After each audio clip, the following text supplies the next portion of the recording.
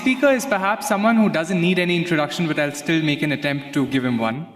Apart from being a stellar Stupasa actor, he's been an NCC cadet. He's someone who's received training from the British Army, the Royal Navy, and the Royal Air Force. He's been a teacher, a professor. He's represented India at the Young Businessman Conference in Japan. He has a degree in electronics, and he's also served as a cultural ambassador to India. Please welcome Mr. Madhvan.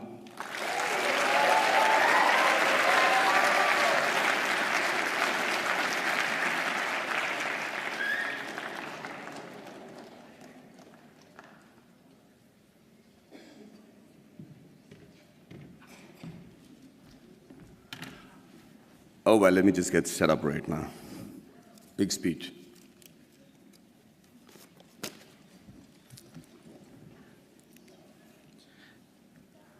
So, first of all, thank you very much for having me here at the Inspire series. It's worked dramatically. I'm already inspired to be addressing this really august intellectual gathering of people from Harvard, a place that my mother thought I will never reach. But you know what? A lot of people have spoken before me and eloquently and described their dreams for India and given figures and facts that either are skeptical and, like Mr. Wilbur says, aspirational. But I'm just an actor, and I'm going to just give you my dream shamelessly, because that's the thing that I can do best. And by that I mean, when we talk of dreams, we have one of our greatest scientists and philanthropists, Dr. Abdul Kalam, and he said something which is very interesting. He said, dreams are not what you have when you sleep. The true dreams are the ones that don't let you sleep. He said that when you have that dream once, it's a dream. When you have it twice, it becomes a desire. And when you see it for the third time consecutively, it becomes a passion, an aim, and a goal. And that is the passion with which I want to see this fantasy that I have for India 2030. And Abraham Lincoln also was a dreamer. And, but he said one thing that makes most sense in trying to achieve this goal that I have dreamt for my nation. He said, if I have 6 hours to cut down a tree, then I will spend the first 4 hours sharpening the axe. There's a great philosophy in that. In this era of instant gratification, we just keep thinking we can achieve all these goals by just tweaking this, tweaking that. It's not true. I really believe that, that a missionary zeal is required to make that quantum change. That can make 2030 what I'm dreaming about right now. And just let's look at India as a country. What a unique nation, seriously. Thousands of years old of culture and tradition, many invasions, being ruled for many years, and we still somehow managed to maintain our identity. We still somehow have managed to maintain our Indianness, our beliefs, our faith. And, there has been, we have our drawbacks. There is corruption, there is violence, there is differences between the different religions and sects and castes and everything. But I can't help but think, looking at India, at the geography, that we're not doing really that bad. Look at all the other nations around in the world. Look at our neighbors. Compared to that, there is somebody in India who's doing something right for us to be called a growing economy and being projected as the third largest economy in 2026 and the most educated and young nation in the world. And it's still functional democracy. So let's first accept the fact that there is somebody, some people in India with the right ideas and the ability to lead the nation to where we are today. Under that assumption,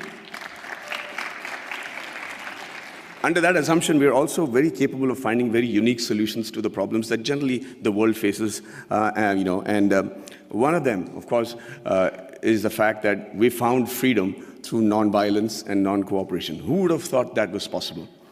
We have some other great... No, seriously, I mean, it was as radical a thought then as it is today.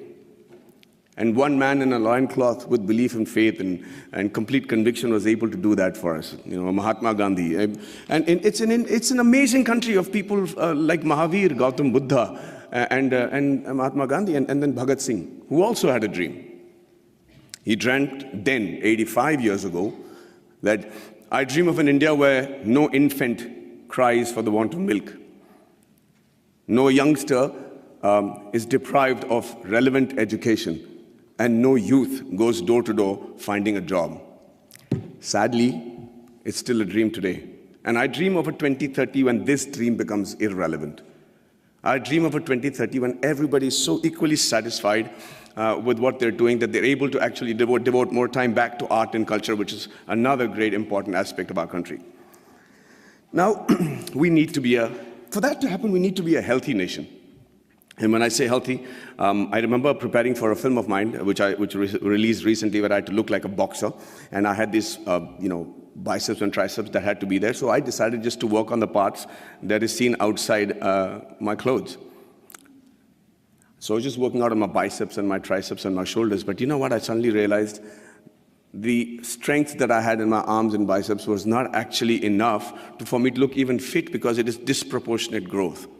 It is the kind of growth that will not make you fit or strong, but actually make you look inadequate. And that is what is happening to India today. Everybody says we are the largest economy, we're going to be the most populated country in the years to come. And with economic superpower and supremacy in rocket and space technology, which I am privy to, and then the IT giants and smarter cities. But ladies and gentlemen, I really believe that more than smarter cities, we require smart villages. And this is going to be primarily what I talk about today. You know, a nation is only as strong as its weakest link, and rural India is our weakest link. See, it's important that that growth and progress goes hand in hand with the villages also getting onto the same train towards economic freedom, superpowerdom, all the terms that have been coined for a successful country. But that is not happening. The reason being, we're beginning to ignore them. We're beginning to actually believe that, this is a very interesting line that I've found, where they say that everybody believes that they know what is required for getting the underprivileged and the poor up to speed with the rest of the country, okay? And we always start assuming that this is what they want. This is how we can help the poor and the villages, and this is what they need. And we can't be more wrong. Because when you assume, and as the spelling goes, you make an ass of you and me. I'm going to tell you how that happened to a friend of mine. His name was, he's a very profound doctor, a gastroenterologist, and he got a call from his patient, Mr. Abdul, who said, Dr. Saab, my wife is really, really ill, and she's got a big stomach ache, and she can't sit, and she can't sleep, and she's in big pain. Can I come and visit you? And he said, yeah, by all means. And like all patients today, he has done his research, he's gone into the internet, and he said, usko ye ho sakta hai, wo ho sakta hai. And the doctor said, don't worry, let me handle it. And he checked her out, and he said, she has an infected appendix, so I have to do a surgery, and she'll be fine. The surgery was done, he was fine, and Abdul was a happy man. 1 year later, he calls back the doctor and says, sir, my wife has got a stomachache, please do the appendix operation, she'll be fine. So Dr. Manoj said, listen, I'm the doctor, let me diagnose what I have to, please bring her to the clinic and we'll fix it up. He says, no, yes sir, fix up that operation date, we'll do it in half an hour and we'll be back, she needs her appendix removed. So now he's losing his patience. He says, let me do the diagnosis, Abdul, bring her to the clinic. And he's still insisting, and finally the doctor lost it, and he said, listen, I'm the doctor, and let me tell you that every human being has only one appendix, and I've already taken out the appendix. So please don't tell me how to do my job. Abdul waited very patiently for the doctor to finish with his assumptions, and then he shot back very meekly. He said, sir, I agree with you. Every human being can have one appendix, but a man can have two wives, right?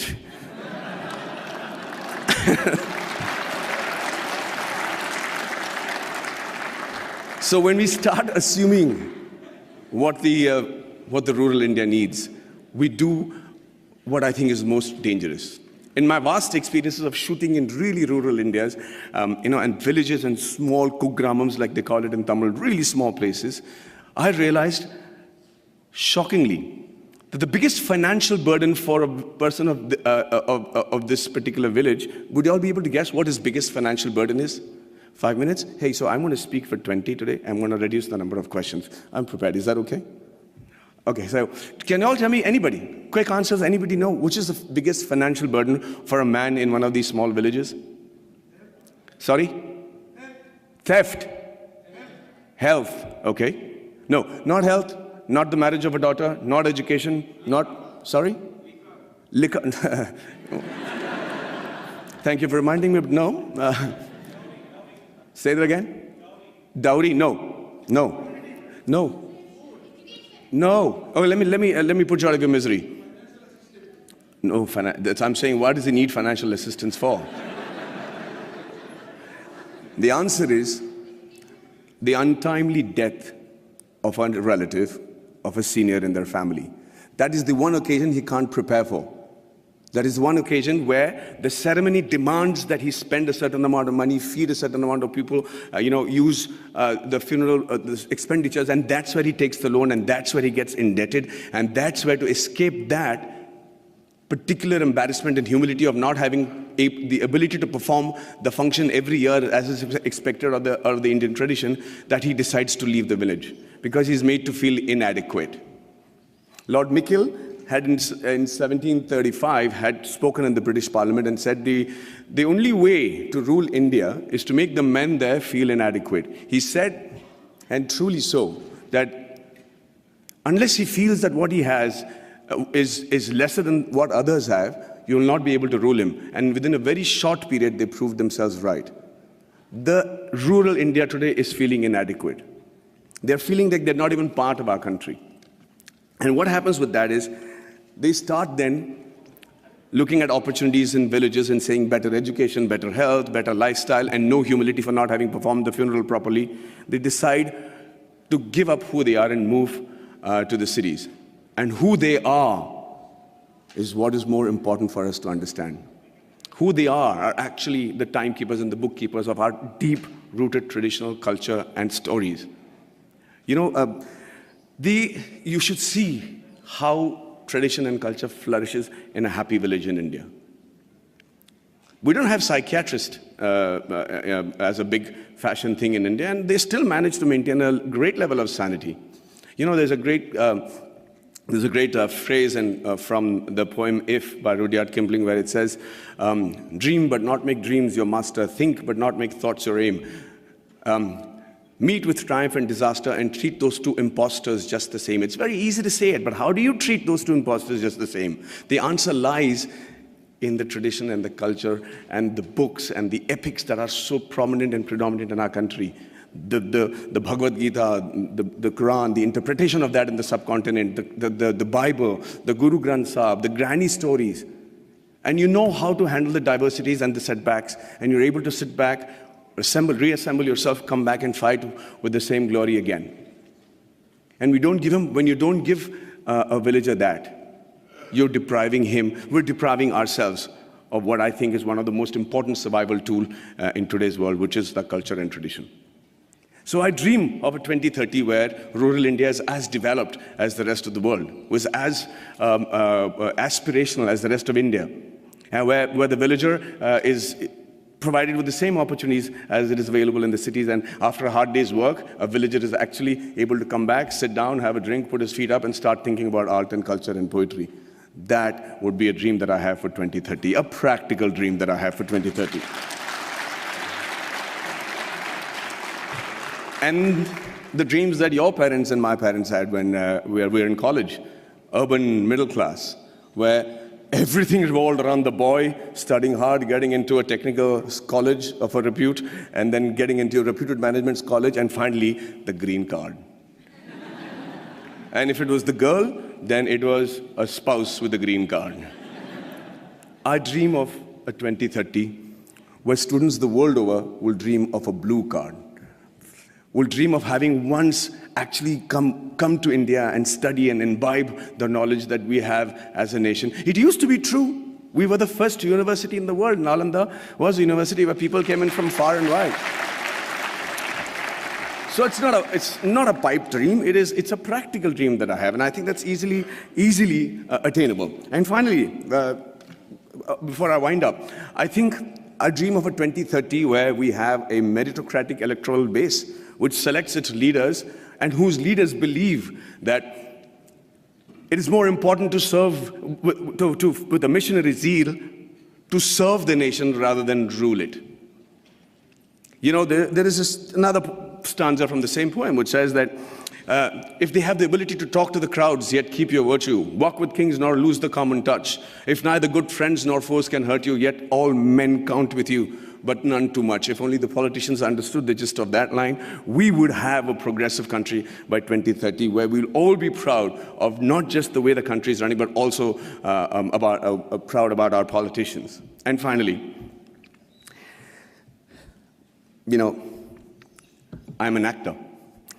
And the dream that I have for myself is that in 2030, I'm as relevant, I'm as handsome, hopefully, but if age was to catch up, then they probably would have mapped my face by then and used technology to make me look as young or old as the role desired me to look, and I'm still able to romance the pretty young things that will be part of the industry in 2030.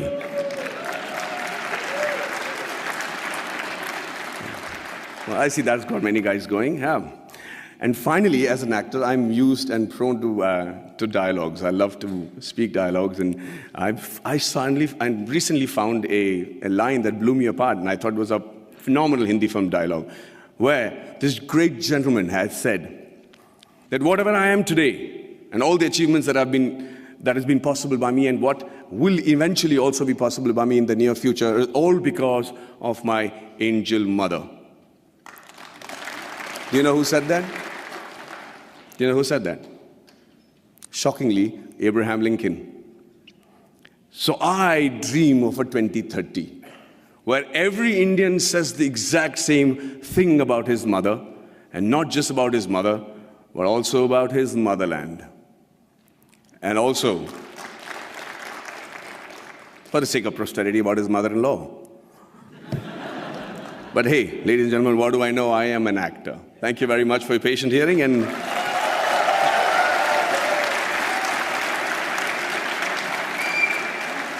if I'm looking wise enough, I'm open to questions. Okay, wait, okay, is this, okay, it works. Okay, sorry, I wrote my question down. Okay. Give us some water. Okay, sorry. I've been trying to do this for 2 days. I've been low-key stalking you. Okay, first of all, I want to say I'm a huge fan. I wrote it down. I look weird. Okay, first of all, I'm a Tamil American, but I grew up on Ale Payute and Menale, and I'm like a huge fan of yours. And I have a question, and it is, given that you have, this is an actor-related question because you're an actor, given that you have done a very good job at portraying diverse aspects of the Tamil experience in Kollywood, in recent years, Bollywood actors have started trying to represent South Indians, especially Tamils and Tamil Brahmins. Would you be interested in or feel pressured into taking on a stereotypical South Indian role if offered to you? Do I dare ask her to repeat that? Because I couldn't hear you properly. I'm so sorry. No, I understood just the question, if you can tell me, okay. Please. Sorry. Okay. Would you be interested, if offered to you in Bollywood, to take on a Tamil Brahmin or a South Indian role in general? Will I be willing to take on a South Indian Brahmin or a Tamil role in a Hindi film? In a Bollywood film? Is that what your question is now? Of course. I mean, if the money is right. But would you be like worried about like maybe being in a stereotypical like? No, I think, you know, it's a very honest question, but I think this stereotypical is too burdened a word for everything that we use today. You know, it's politically correct and everything, but it doesn't really have any effect in my opinion, because I'll tell you, I have to listen to a story, I have to be convinced that this is going to work for my audiences, and I have to be convinced that the producer is able to pay me by the end of the day, and lo and behold, I am a Tamil Brahmin in a Hindi film, no problem. Really. Well, thank you so much for your for the excitement. Okay. Hi. Hi. So I actually wanted to ask you this yesterday, but there was like a mob, so. So this doesn't qualify. This is yesterday's question. Yeah, exactly. So my name is Pranati, and I actually grew up in Mumbai, like a lot of other people, and watched a lot of your movies. And I'm a vegetarian as well. Okay. So I really admired how you advocated for animal rights. But my question's actually about Three Idiots.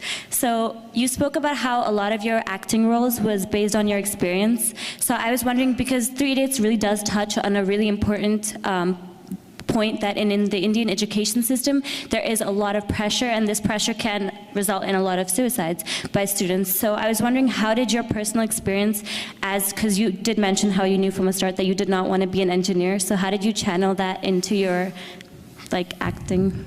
Okay, so thank you for the question.